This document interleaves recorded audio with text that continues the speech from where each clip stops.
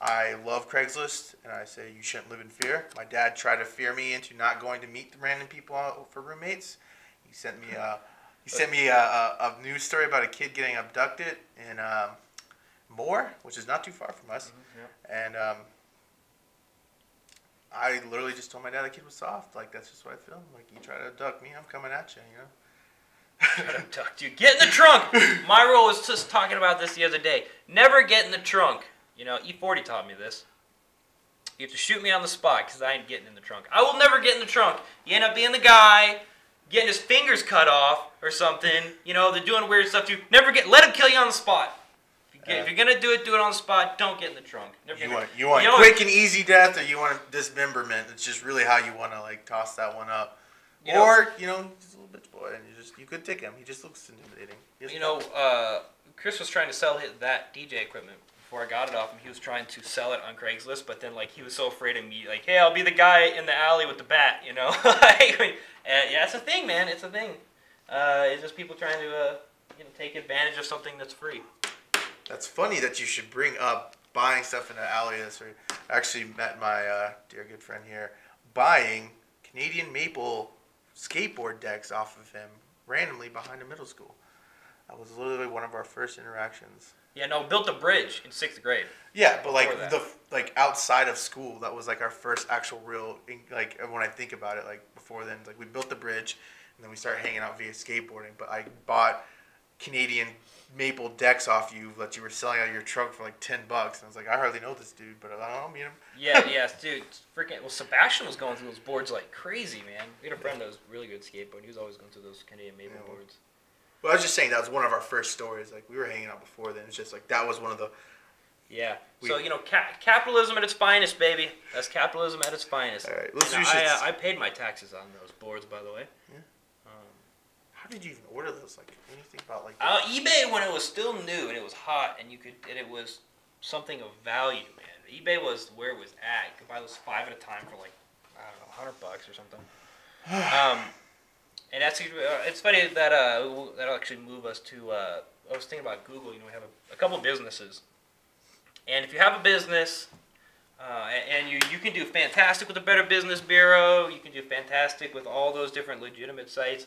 You will still get roasted on Google. Anybody who doesn't have bad feedback on Google is questionable.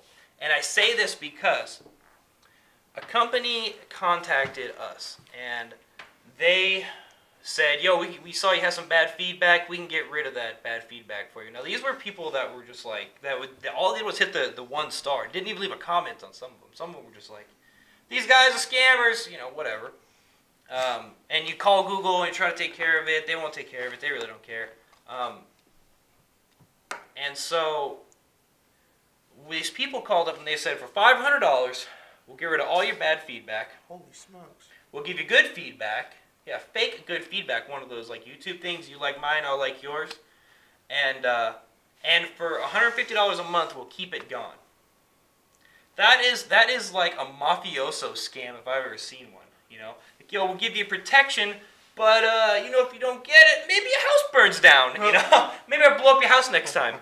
Here's your 10%. And so when I see some people that have 0 bad feedback and 500 good feedback, like 5-star 500, it's like, that's a scam. It's a scam. You can't trust anything. So now, since then, and I encourage anybody else to go with the people that have like 3 stars. Call them first, right? And they usually end up being pretty nice people. I'm like, yo, this is a good deal. The 5-star guy, he don't give a shit because he's got somebody fluffing up his feedback anyway. So that's where I'm at on that stance, man. It's a scam. Google is scamming. So, Google, with businesses having a market for that, it's almost encouraged to give bad feedback because you can sell your advertisements to the feedback fixers, right? So every business is going to get a bunch of bad feedback because, someone's getting paid to give bad feedback, so you can pay to get rid of it. It's a whole hustle, man. Did he sell you on it? I said hell no. Well, no. I'll live with my bad feedback. I don't care. I'd rather have the money. And you know how much business I've lost because of bad feedback? 0 that I know of. No, I wasn't trying to go to that point. My point I was trying to get to was, did he say it was a legal venture that he was doing for you? Like, did he say that? Like, he kind of had that back alley feel about him. Like, hey buddy, psst, let me sell you a watch. Yeah, you know, so that kind of feel about him. I mean, you imagine Google with all their assets has to know about this and don't do anything about it. But like how do you, when you actually think about the mechanics behind actually deleting that feedback and then getting all those people, like, how do they do it? Something I'm gonna look up. I'm not gonna drag on too much about it on this cast this time, but I want to look into that, like the logistics behind that, because that's interesting. Like how do you do it? Like, where does this file, like, so if I did pay you for this service, like, how are you making it possible? Are you just gonna like put your finger up to my mouth and just go shh? Yeah, it's gonna be like a Trump thing. I don't know. I'll make it happen. Give me $500.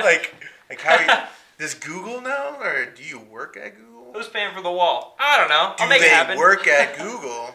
Yeah, probably. They probably know a guy. It's like a side gig because Yeah. you know, we got someone we work with. He has people that make websites and just copy completely websites that someone else makes. You know, they just copy it and then like make it themselves for $500 This is where versus I wish I had my $5,000. own little thing. What? I need my own notepad to bring Scribble these pad? things.